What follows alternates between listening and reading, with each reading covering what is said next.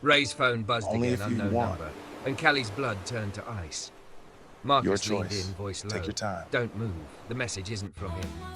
Then Callie looked up and saw Blake standing at the edge of the dance floor, holding a second phone. If you've ever loved someone the world didn't understand, like, subscribe, and stay, you're gonna feel this one. Comment love wins if you're staying, because this couple is about to be tested. Callie Monroe didn't belong in soft sand. Not the way the other women did, barefoot and laughing like the ocean was a joke they'd been in on since childhood. Callie loved the idea of the beach, the horizon scrubbed clean, the wind that smelled like salt and second chances, the way everything looked forgiven from far away.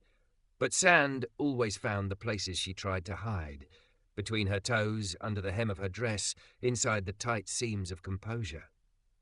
She stood near the edge of the reception area with a champagne flute she wasn't drinking, her thick, curvy body wrapped in pale blue satin that clung to her hips and waist like it knew the shape of her confidence better than she did.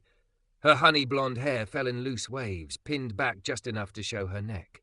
Her lipstick was soft rose, careful. Her smile, when it appeared, was armor. "Stop doing that," Ray said, bumping her shoulder. Ray always spoke like she was yanking Callie back from a cliff. "You look like you're about to testify." Callie's laugh came out thin. "I feel like I'm about to be sentenced." "To what? Free cake?" Ray rolled her eyes. "Hannah's wedding is literally the safest place on earth. A beach, a man who adores her, and a bar. Relax. Relax." Like Callie hadn't spent years practicing that word until it sounded like a lie. The wedding was beautiful in a way that made you feel exposed. White chairs tucked into the dunes, lanterns lined along a sand aisle, glass catching late sunlight. A small arch draped in cream fabric that fluttered like breath. Beyond it, the ocean kept speaking in quiet loops. Callie could have survived all of it if the past hadn't shown up wearing linen. Blake Lawson stood near the drink station, laughing too loudly, shoulders easy like regret had never touched him. Sunlight hit the side of his face and made him look softer than he deserved. He lifted a beer, said something charming, and the little group around him responded the way people did when they didn't know what it cost to be close to him. Then his gaze cut across the sand and landed on Callie like he'd been looking for her. Her body reacted before her mind did, pulse climbing, throat tightening, palms damp. She turned slightly, angling her shoulder as if she could make herself smaller with geometry. Ray followed her line of sight and hissed, "Oh, absolutely not. Why is he here?" "It's a small town," Callie murmured. "People recycle X's like aluminum." "I will recycle his kneecaps," Ray said, already half-stepping forward. "Ray," Callie warned. Ray stopped, but her voice dropped. "What's your babe? Because I'm not letting him ruin this day." Callie stared at the sand. What was her plan? Keep breathing. Keep smiling. Make it through. That was always the plan. Before she could answer, Hannah appeared in a cloud of white and joy, veil pinned, eyes bright enough to burn through doubt. "Callie!" Hannah grabbed her hands and squeezed. "You look unreal, like movie unreal. I'm going to cry again." "Please don't," Callie said, forcing warmth into her voice. "Your makeup is doing heroic work." Hannah laughed. Then her expression softened in that way that hurt. Gentle, knowing, too kind for Callie's defenses. "Thank you for coming. I know it's complicated sometimes." Callie swallowed. "Today isn't about me." "That's why I needed you here," Hannah said quietly, "because you've been carrying everything alone and pretending it's light." Callie's chest tightened so fast it felt like a rope pulled around her ribs. She opened her mouth, but Hannah was already being called away. Someone needed the bride for a photo, for a pin, for a touch-up, for a moment. Callie watched her go and felt the ache of wanting what Hannah had, safety. A love that didn't make you smaller, a future that didn't feel like walking on glass. The ceremony began. Evan stood under the arch with tears in his eyes like he couldn't believe his luck. Hannah walked down the sand aisle and the crowd rose, and Callie rose too, her heels sinking slightly with the shift of weight. Music drifted from speakers, soft strings, romantic, a song built for vows. Callie stared at Hannah and Evan and tried not to flinch at how tender it all was. Because once, Callie had believed she would be that safe. She'd believed Blake when he said forever like it was a fact. Callie didn't cry. She didn't give the past that satisfaction. She focused on the horizon and counted her breaths until the vows were done and the applause came like a wave. Hannah and Evan kissed, and the crowd cheered, and for a moment Callie felt something crack. Not in a dramatic way, but in a quiet, dangerous way. Like a seam finally splitting after years of strain. Reception lights came on as the sun lowered. Music shifted to something brighter.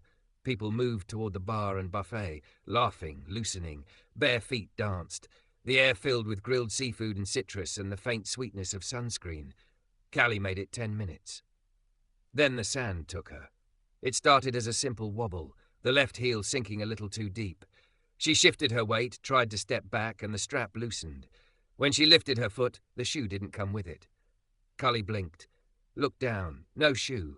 It was ridiculous. A shoe. A small thing. But the sensation of losing something and having the world keep moving like it didn't matter hit her with a familiar sting. She bent and dug her fingers into the sand, searching like her heel might still be tucked under the surface. Nothing but grit and a cold panic blooming in her chest. "Callie?" Ray called from the bar line. "You good?" "I'll be right back," Callie lied, forcing her voice to sound casual. She moved away from the crowd, scanning the sand, lifting the hem of her satin dress so it didn't drag. Footprints crisscrossed everywhere. Happy chaos. Lantern cords, folded chairs. A few kids running by with sticky hands and no supervision. Still no shoe. The tide crept closer as if it overheard her and decided she deserved a second lesson. A wave surged higher than the others, foam reaching for ankles, cold and bold. Callie stepped back, heel caught, and her other shoe slid off like it had been waiting for an exit. She watched, stunned, as the water took it. It rolled once in the foam, then disappeared beneath the surface. Callie's throat closed. The music behind her sounded far away, muffled by wind and humiliation. The party glowed without her, full of laughter that didn't include her name. She stared at her bare feet, pale against the darker wet sand, and felt the old heat of shame rising, irrational and heavy. The kind of shame that didn't belong to the moment, but still showed up like it had been invited. Then a voice cut through the wind, calm, firm, not unkind. "Ma'am, you okay?" Callie turned. A lifeguard stood a few yards away near the tower, tall and broad-shouldered, deep brown skin catching the sunset light. Red trunks, white tank. Rescue tube slung across his chest. He had close-cropped hair, a neat beard, and eyes that didn't look away when they met hers. Steady, observant, like he'd seen panic wearing nicer clothes than this. His gaze dropped briefly to her bare feet and the waterline, then returned to her face without judgment. "Wave took one," Callie said, hating how small her voice sounded. He nodded once, like he understood the world could change with one careless step. "I'll get it." "It's not," Callie started. "It's just a shoe." He didn't laugh, didn't brush it off. His voice stayed low and certain. "Sometimes it's never just the shoe." Something in her chest jerked, like a door shifting. Before she could stop him, he turned and jogged into the shallows, scanning the water like he could read it. The ocean climbed up his legs, and he kept going, eyes narrowed, body sure. He moved with purpose, like he was trained to bring back what got taken. Callie stood there barefoot and trembling, watching him wade deeper. And behind her, through the music and the chatter, she heard a familiar laugh. Too loud, too close. Blake's voice. "Callie?" he called out, amusement threaded with cruelty. "Seriously? You ran off because you lost your shoes?" Callie froze. The lifeguard was still in the water. Blake's footsteps were coming closer. And Callie realized, with a hollow drop in her stomach, that the tide hadn't taken the most dangerous thing from her tonight. Blake's laugh landed like sand in a fresh cut. "Collie?" he called again, louder this time, so the people nearest the dance floor could hear. "Seriously?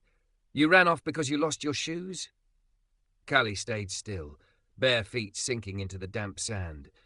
Her dress fluttered against her thighs in the wind. The ocean hissed and pulled back like it was trying not to get involved. She opened her mouth, but nothing came out, just air that felt too thin to be useful. Blake closed the distance with a grin that used to charm her right up until it didn't.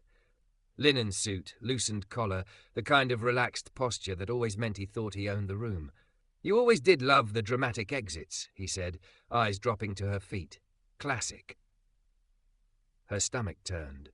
Not because of the shoes. Because of the way he could make anything sound like her fault. Callie's chest tightened so hard she almost missed the lifeguard rising out of the water behind Blake. He came through the shallows with steady strides, water sliding off his arms and shoulders. In one hand he held a pale blue heel by the strap. In the other, another heel, darker now from seawater but unmistakably hers. He'd found both. Callie's throat burned. The lifeguard's gaze went from Callie to Blake and stayed there. Not hostile, not impressed. Just clear, like a line drawn in sand. "Ma'am," he said gently to Callie, stepping closer but not crowding her. "These yours?" Callie nodded. Her fingers trembled as she reached out, then stopped halfway, suddenly aware of how much she was shaking. Blake chuckled. "Oh, hero of the hour, you going to carry her purse next?" The lifeguard didn't react the way Blake wanted. He didn't stiffen, didn't puff up, didn't bite the bait. He just looked at Callie again, voice calm. "You hurt?" he asked. Callie blinked. "What?" He pointed, subtle. "Your foot."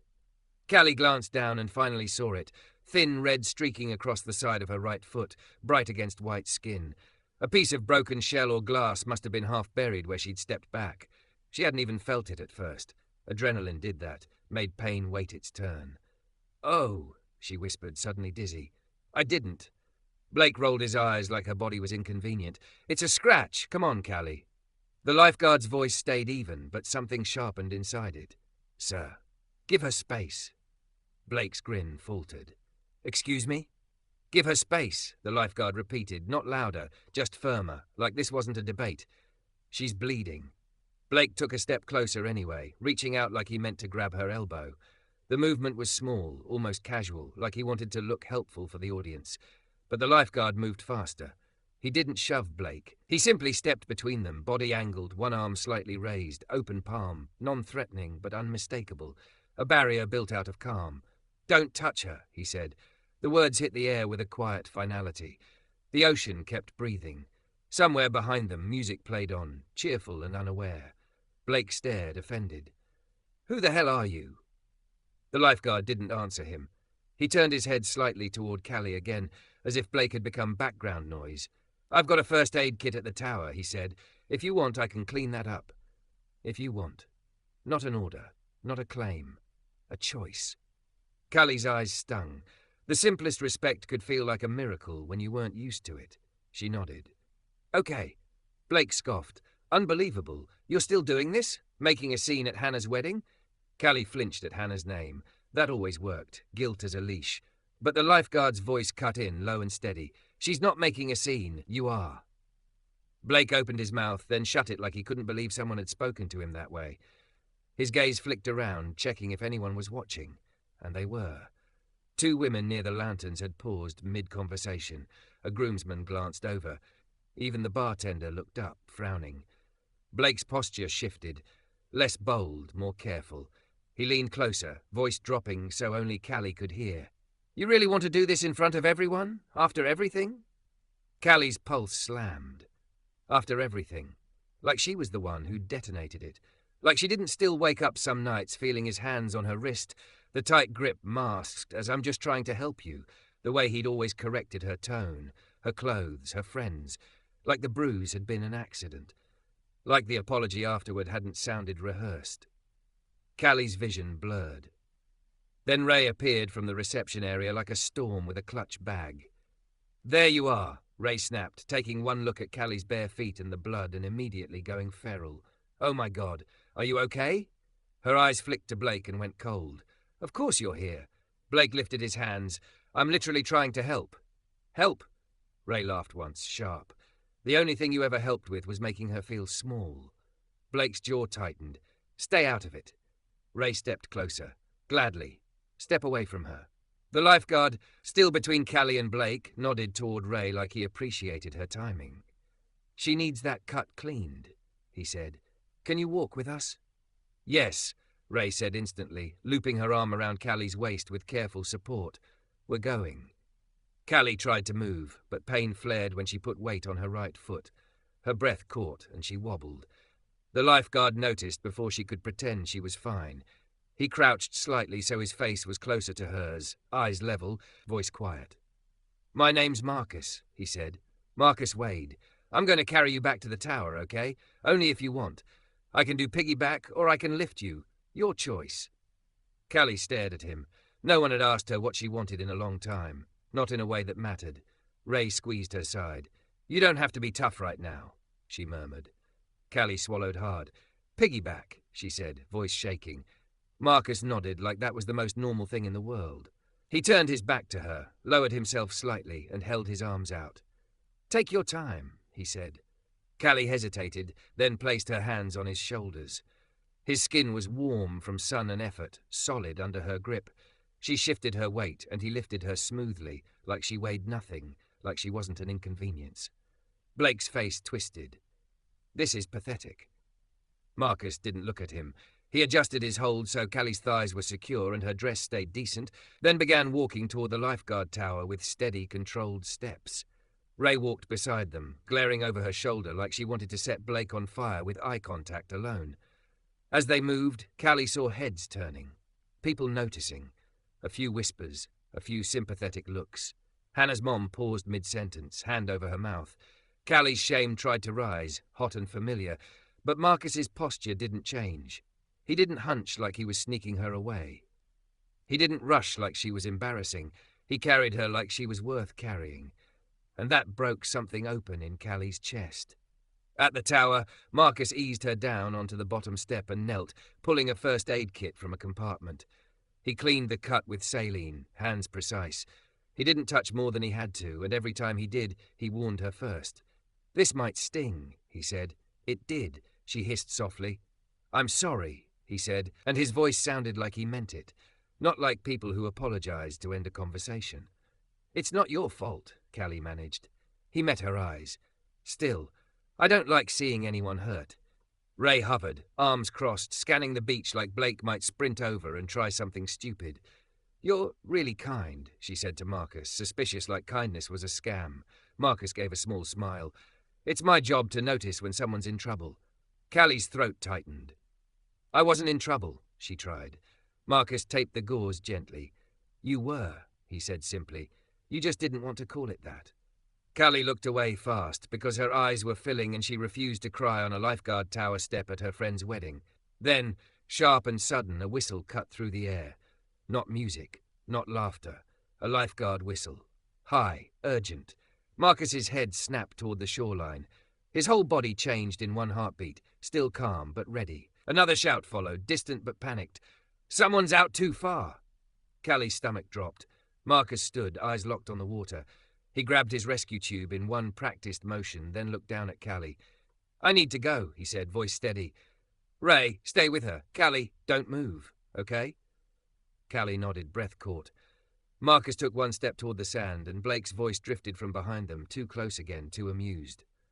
"Well," Blake said, "guess you'll have to walk back after all." Callie turned her head. Blake was standing at the base of the tower, smiling like a threat, and Marcus was already running toward the water. The whistle's sharp cry still hung in the air when Marcus Wade took off, feet pounding wet sand, rescue tube bouncing against his ribs, eyes locked on the water like it owed him answers. Callie sat on the bottom step of the Lifeguard tower, her right foot wrapped in fresh gauze, her shoes damp in her lap like proof that the ocean gave back, sometimes. Ray stood beside her like a guard dog, shoulders squared, chin lifted, and Blake stood at the base of the tower and smiling like a man who'd never been told no in a way that mattered. "Well," Blake said again, dragging the word out, "guess you'll have to walk back after all." Ray moved instantly, stepping down one stair so her body blocked his line of sight to Callie. "Back up," she snapped. Blake's smile widened. "Relax, Ray. I'm not here for you." "Yeah, that's the problem," Ray shot back. "Step away from the tower." Blake lifted both hands, mock innocent. "I'm just checking on her. She's bleeding. You know, Callie, always finding a way to be the center of attention."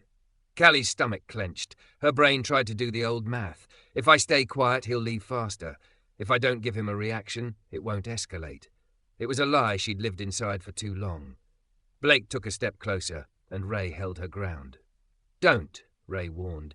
Blake's eyes flicked to Callie, sharp, assessing like he was measuring how fragile she was today. "Come on, Callie," he said, voice dropping into that tone he used to call gentle. "Let's not do this here. Hannah's wedding. Everyone's watching." "Everyone's watching." That was always his favourite leash. Collie's chest tightened, and for a second she couldn't tell if it was fear or fury. The music from the reception drifted faintly over the dunes, some upbeat song about love lasting. The sound felt obscene. Out on the shoreline, a cluster of people gathered near the waterline, pointing, shouting. Callie could see Marcus now, already waist-deep in the surf, moving fast, slicing through waves with strong strokes. The person in trouble was farther out than she'd realized, a dark head bobbing, arms flailing and disappearing. Panic made distance look like betrayal. Callie's hands went cold around the shoes in her lap. Blake saw her looking. He laughed softly, shaking his head like the whole rescue was a performance. "He'll save them," he said. "Lifeguards live for that. Meanwhile," his gaze returned to her, "you and I need to talk." Ray barked a humorless laugh. "No, you don't." Blake's patience snapped for a fraction of a second, his eyes hardening, his mouth tightening. Then the charm slid back into place like a mask. "Ray," he said, warning, "go be a bridesmaid or whatever you're doing."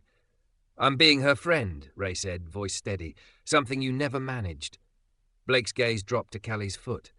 "You're really going to let her sit here like this? In the dirt? That's your big friendship? Let's get her back to the party. I'll help." "I don't want your help," Callie finally said. Her voice came out quiet, but it was real. Blake paused, surprised, like he'd forgotten she still had a voice. Then he smiled again, smaller now.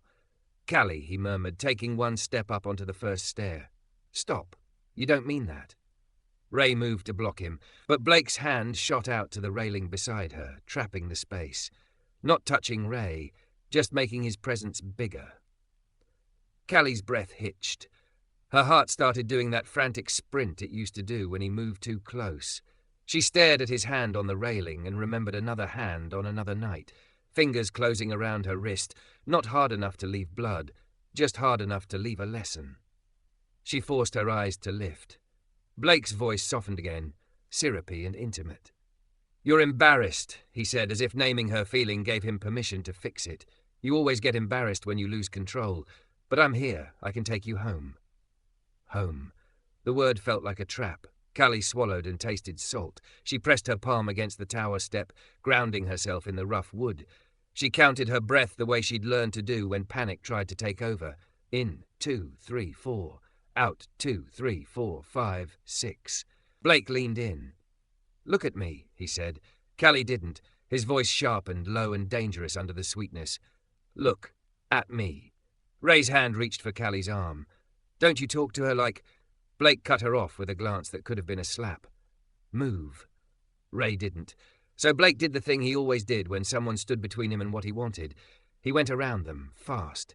His hand reached up the stairs. Callie reacted on instinct, scooting back, her shoes slipping from her lap to the step. Her injured foot flared with pain, and she sucked in a breath. Blake's fingers caught her wrist. Not a violent yank, not a dramatic grab, just a familiar, firm claim. Callie went still, her skin prickled, her vision narrowed, the world tilted toward an old memory where her voice didn't matter. "Let go," she whispered. Blake's thumb pressed lightly, exactly where he knew she was weakest. "Don't make me the villain," he murmured. "Not here." Ray made a sound, half fury, half disbelief. "Get your hands off her!" Out on the shoreline, a roar went up. Callie's eyes snapped toward the water. Marcus had reached the struggling swimmer. Callie saw an arm hook around a chest, a rescue tube pushed forward. Marcus's head close to the person's, his mouth moving. Instructions, calm, control. He turned them back toward shore, powering through the swell like the ocean was only an obstacle, not a verdict. The crowd's cheering rose as they neared shallower water. Callie's throat tightened with relief, so sharp it hurt. And then Blake hissed near her ear. "See? Everyone's focused over there. Perfect time for you to be smart." He tightened his grip just enough to remind her he could. Callie's breath started shaking. She hated herself for it. She hated that her body still remembered him even when her mind didn't want to. Then a new sound cut through everything. Marcus's radio crackling, his voice faint but firm from the shoreline. "Tower, I'm bringing them in. Medical check. Stand by." Callie's chest trembled as she breathed. Ray's hands hovered helplessly near Blake's wrist, not sure if touching him would make it worse. Blake's eyes flicked toward the shoreline, calculating. He leaned in closer. "You're not going to ruin my life because you can't handle your feelings," he whispered. "You hear me? You don't get to." "Hands off." The voice wasn't loud. It didn't need to be. Marcus stood at the base of the tower now, wet and sand-streaked, rescue tube still in hand, chest rising with controlled breaths. Behind him, a small boy clung to a woman, his mother, coughing, shaking, alive. People clustered around them, thanking Marcus, crying, patting his shoulder. Another lifeguard was with them, checking the kid, wrapping a towel around his trembling frame. But Marcus's eyes were only on Blake's hand on Callie's wrist. His gaze didn't burn with rage. It carried something worse for a man like Blake, certainty. Blake's grip loosened a fraction, his face flickering. "I'm her boyfriend," he lied smoothly, as if the words could rewrite history. Callie's mouth opened, but no sound came out. Marcus didn't look at Callie for permission the way Blake used to pretend to. He looked at her for truth. "Is that true?" Marcus asked her quietly. The question landed in her chest like a hand on a locked door. Ray's voice came out sharp. "No." Callie stared at her own wrist, at Blake's fingers, at the pale imprint already forming. Her throat burned. In the distance, the reception music kept going. The party kept laughing, unaware that a different kind of wave had rolled in. Callie lifted her chin. Her voice shook, but it didn't break. "No," she said. "He's not." Blake's eyes narrowed. "Callie!" Marcus stepped up one stair, open palm raised. "Let go," he said again, still calm. "Now!" Blake's face twisted as he realized people were watching. Ray, Marcus, a few wedding guests drifting closer, drawn by the tension. A groomsman appeared near the dunes, frowning. Someone called Hannah's name from the reception area. Blake's grip finally released. Callie's wrist throbbed where his fingers had been. Blake forced a laugh. "This is ridiculous," he said, straightening his suit like he was the victim of poor manners. "She's being dramatic. She always." "Don't," Callie said. The word came out stronger than she expected. Blake paused, thrown off by the spine in her voice. Callie stood, pain shooting through her bandaged foot, but she stayed upright anyway. Ray steadied her with one hand at her waist. Callie looked Blake dead in the eyes. "Don't tell my story for me." For a second, Blake's mask slipped completely. His eyes went flat, and his voice dropped so low it was almost tender. "You really want to do this?" he whispered. "Because I still have things. Messages, pictures. You don't get to pretend you're innocent." Callie's stomach dropped. Marcus's gaze sharpened. "What did you just say?" Blake smiled without warmth. "Nothing. Just catching up." Then Callie's phone buzzed in Ray's clutch bag, one hard vibration like a warning shot. Ray pulled it out automatically, glanced down, and her face drained. She turned the screen toward Callie. Unknown number. One line of text, "I'm still watching." Callie's pulse thudded so loud she could barely hear the music anymore. Ray held her phone like it had teeth. Unknown number. "I'm still watching." For a second, Callie couldn't move. The beach air felt thinner. The lanterns along the dunes looked too pretty to belong to the moment that was happening, like someone had placed beauty around her to make the ugly easier to swallow. Blake's eyes flicked to the screen, and something tiny, almost invisible, shifted in his expression. Not surprise, not confusion, recognition. Then the mask snapped back on. "Wow," he said, letting out a laugh that was meant to sound casual. "So now we're doing spooky texts? This is what you've turned into." Ray's voice came out like a blade. "Don't." Marcus stood one step below Callie, wet and sand-streaked, shoulders squared but hands open. He didn't look like a man about to explode. He looked like a man about to handle a situation the way he handled a rip current. Calm, direct, no wasted movement. Callie stared at her wrist. The faint red impression from Blake's fingers was already blooming like a bruise to be. Her stomach rolled with the old instinct to minimize. "It's nothing. Don't make it worse. Don't embarrass anyone." But the text sat there on the screen like a confession she hadn't written. Marcus's eyes stayed on Blake. "Step back," he said. Blake scoffed. "You're not a cop." Marcus didn't blink. "No, I'm the lifeguard who just pulled a kid out of the ocean.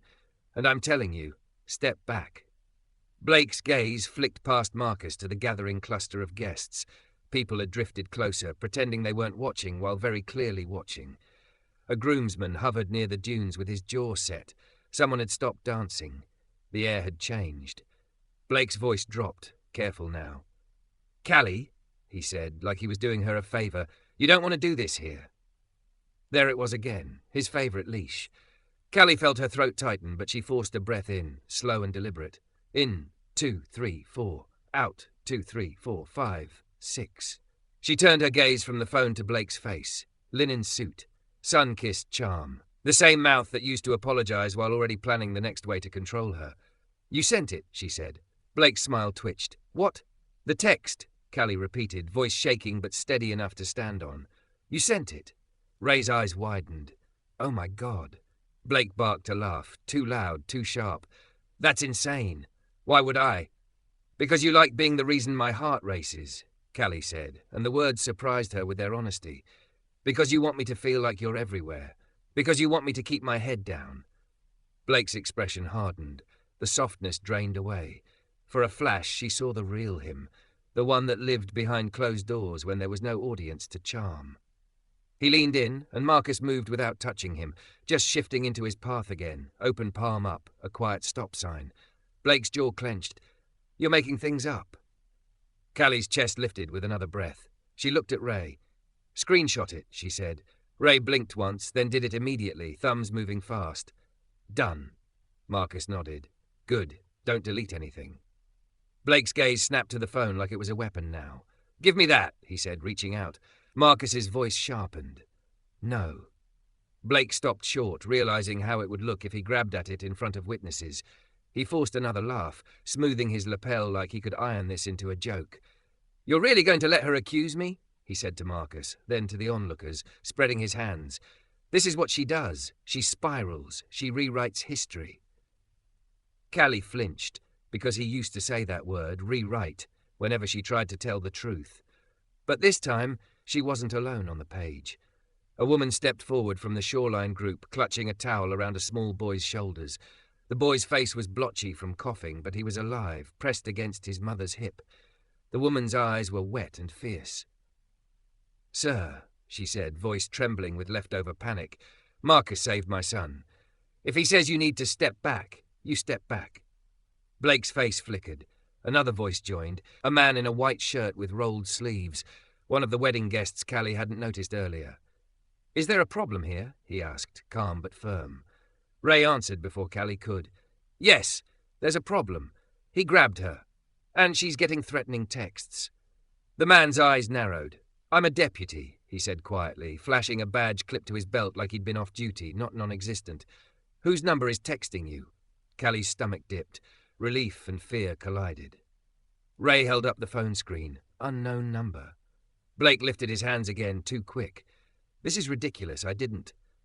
Sir, the deputy cut in, step away from them. Blake hesitated, calculating. His gaze skated across the crowd, looking for an exit that didn't look like guilt. Fine, he snapped, stepping back a few paces. I'll go, but she's lying. Callie's voice rose, not loud, just enough to land. I'm not. Hannah appeared then, breathless, veil slightly askew, eyes wide with confusion that shifted into something sharper as she took in the scene. What is happening? Hannah demanded. Ray didn't soften it. Blake put his hands on her. Hannah's face drained. Her gaze flicked to Callie's bandaged foot, then to the red mark on Callie's wrist, then to Blake. Blake tried to charm. Han, come on. This is... Don't call me that, Hannah said, voice cold.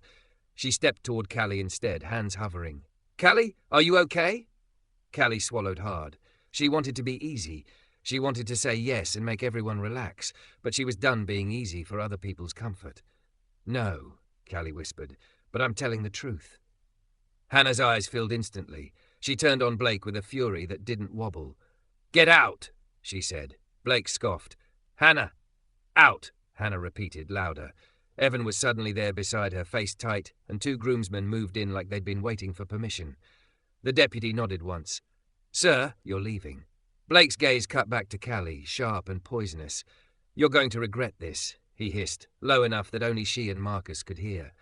Marcus stepped closer, voice like steel wrapped in calm. No, he said. You are.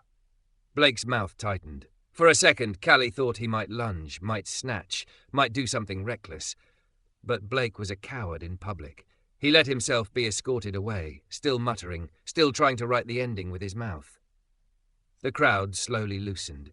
Some people drifted back to the reception with shaken faces. Hannah clutched Callie's hands, eyes wet. I'm so sorry, she whispered. I didn't know he'd be here. I swear to you. It's not your fault, Callie said and meant it. But I can't pretend it's nothing anymore. Hannah nodded fiercely. You don't have to. Not ever again. The deputy spoke quietly with Ray about the text, what time it came, screenshots, whether Callie had received others. Ray was already compiling like it was her full-time job. Marcus stood near Callie, not hovering, just present. When Hannah finally stepped away to breathe, Callie looked down at her shoes, both of them, damp and sandy and oddly symbolic. She laughed once, broken and surprised. Marcus tilted his head. What?